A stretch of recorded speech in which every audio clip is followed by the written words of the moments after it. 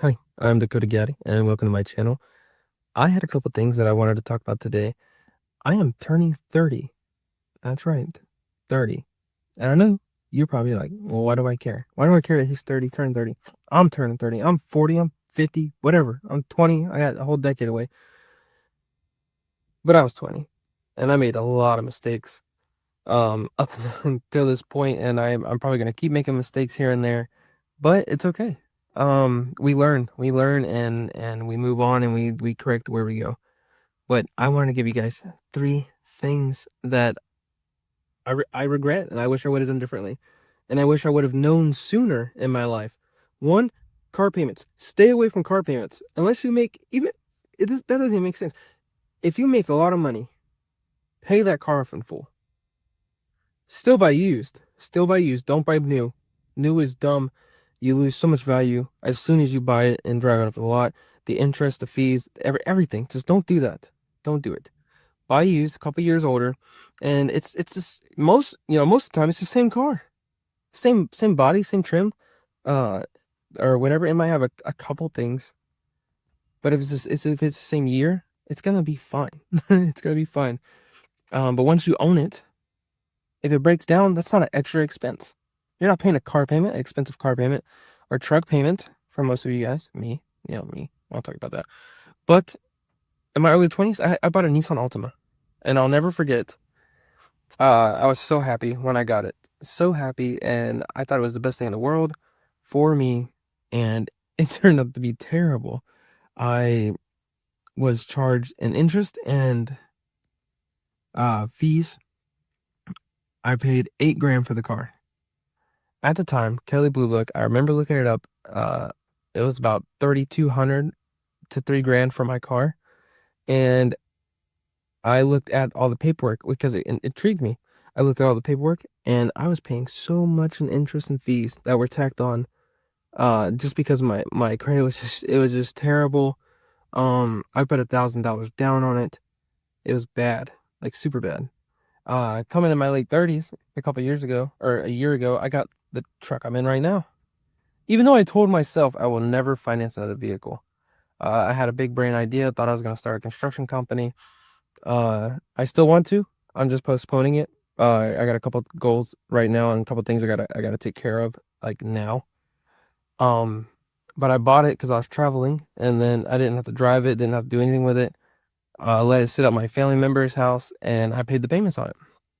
Well, I was traveling, I lost my job, came home, had to start using said truck, and gas is it just drinks it like it's like pounding pre-workout right before the gym is what it does to a full tank of gas, and I regret it so much. But not just the gas. I love my truck. I love it. I love it so much. Never thought I would have a truck of my own. I was always a car guy. But yeah, that I refinanced it to lower the payment so I can have some more cash flow on the front end to help me with since I lost my job. And now I'm just working on paying it off as fast as possible. I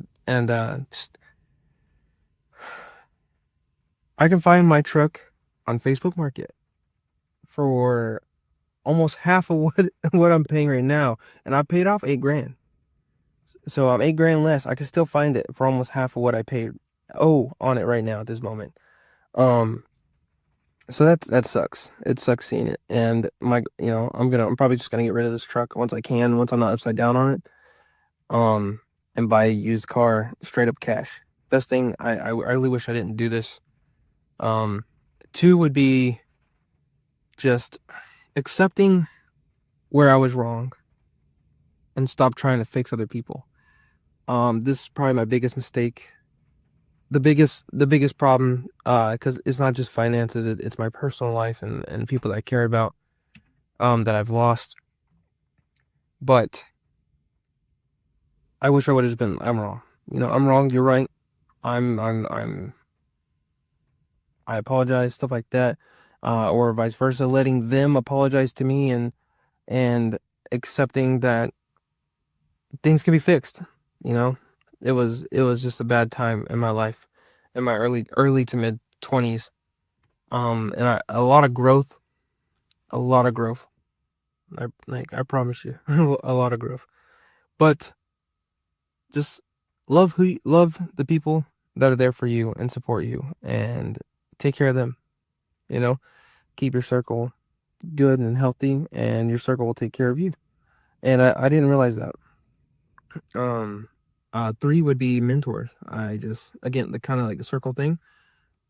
All my mentors are people that that have no idea who I am. No idea. Probably will never know who I am. JJ Buckner, who else? Brandon Carter. Graham Stephan was the very first person I found on YouTube when it came to finances. Doing I was looking up rentals and room hacking or house hacking and stuff like that. Um, but yeah, I watched him religiously when I got into finances. And then Dave Ramsey, all that stuff. But a lot of people I can't think off the top of my head. But those are my mentors as far as like and then I have a guy I work for. I worked for in the past, I work for him again now.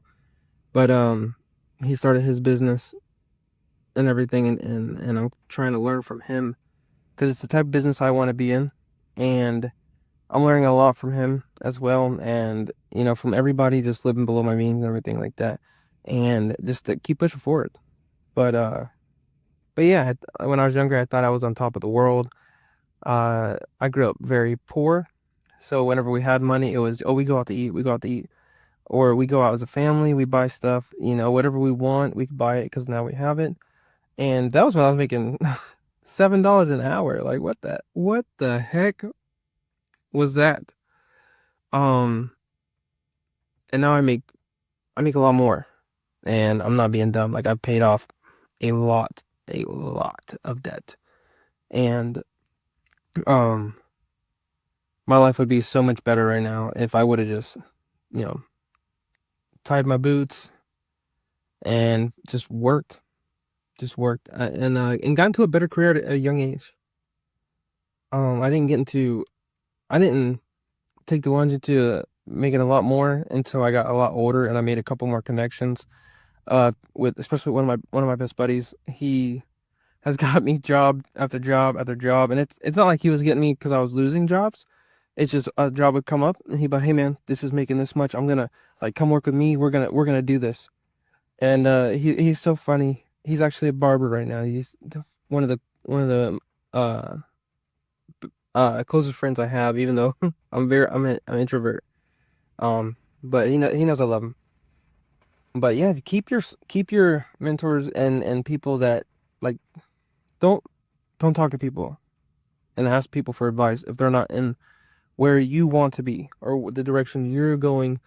They can be alongside you. They can be below you, as long as they have that mindset of getting ahead and go in the direction that you're going, the paths that need to be taken, because they might have seen something or learned from somebody that you've never heard of or heard from.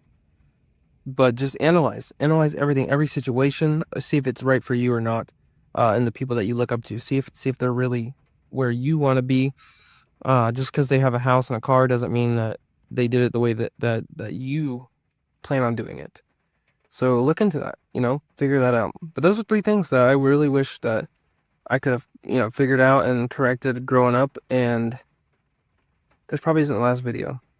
I mean, maybe it is. I don't know. But it's more so to hold myself accountable so I can rewatch it if I ever decide to get another car payment. Um, but yeah, if you did watch this, you did find this, let me know what your biggest regret was, because I'm sure it's similar. I'm sure, a lot of us have made stupid decisions. But thank you for watching. Appreciate it.